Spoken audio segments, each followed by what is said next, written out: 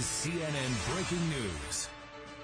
Good morning, I'm Brian Stelter in New York. There is breaking news from Florida. Minutes ago, an unmanned SpaceX Falcon 9 rocket launching from Cape Canaveral on a resupply mission to the ISS apparently exploded on liftoff. Here is the video. Data coming back shows vehicle on course, on track.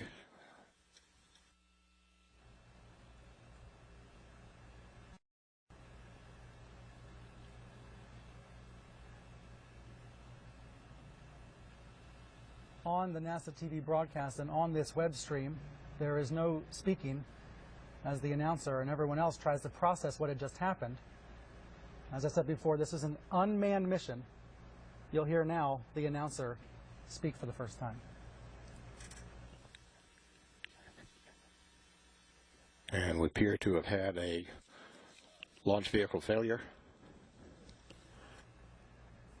There is little else we know at this point as the engineers try to find out what has happened. But Elon Musk, the CEO of SpaceX, has tweeted the following. He says, Falcon 9 experienced a problem shortly before first stage shutdown. We will provide more info as soon as we review the data. Now, let's get to Miles O'Brien, one of the world's leading aerospace experts. He joins us here on the phone now. Miles, you've seen the video along with the rest of us at this point. What do you see from it? What do you take away from it as an expert?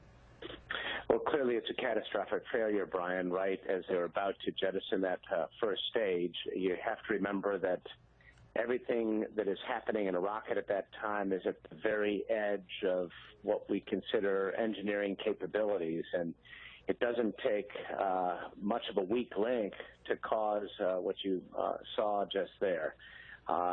Incredible dynamic forces, a lot of speed, a lot of pressure on the structure itself, and there will be plenty of information on the ground right now indicating what the possible failures might be. A rocket has a huge amount of telemetry, amount of data that is coming down to the ground as it rises to orbit, and so I'm sure they'll be able to figure this out pretty quickly, but it's a big setback for the International Space Station program for sure. And perhaps for SpaceX as well. Talking to CNN's Rachel Crane over email, she has been studying and covering the SpaceX missions for a long time, as have you, Miles. And she pointed out to me SpaceX has a perfect record on these cargo missions until today. This is their 7th official supply mission, actually 8th flight to the station. They had a test run.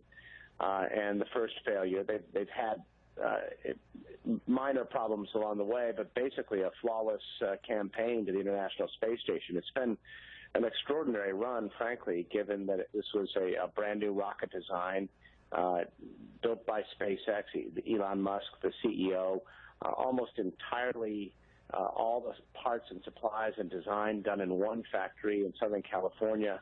It's been an extraordinary campaign and an extraordinary run, and getting to space is not easy. Frankly, a lot of us were surprised that they got this far without a serious failure.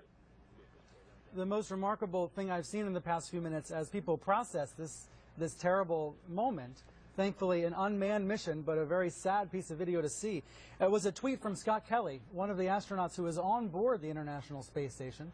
He had said earlier this morning that he was watching this liftoff from the space station, and then after this happened, he followed up and wrote, "It sadly failed." He wrote, "Space is hard."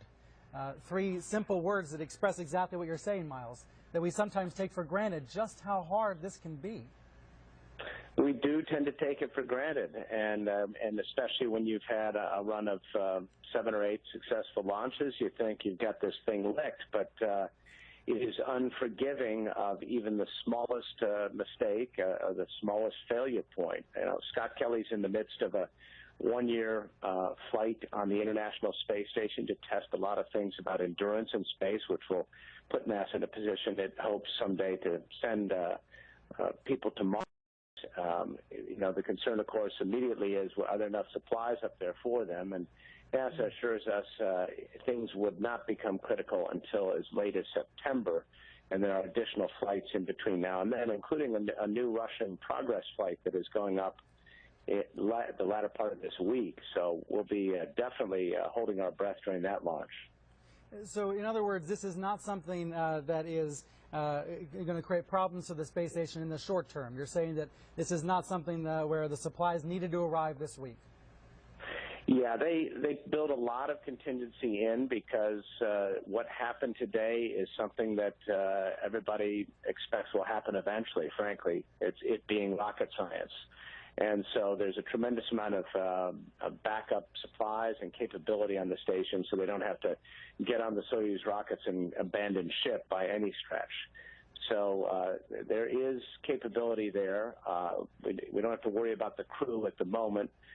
We do have to, spend some time figuring out what happened. SpaceX won't be flying for a little while they try to figure this out for sure, but there still are other ways to get to the space station.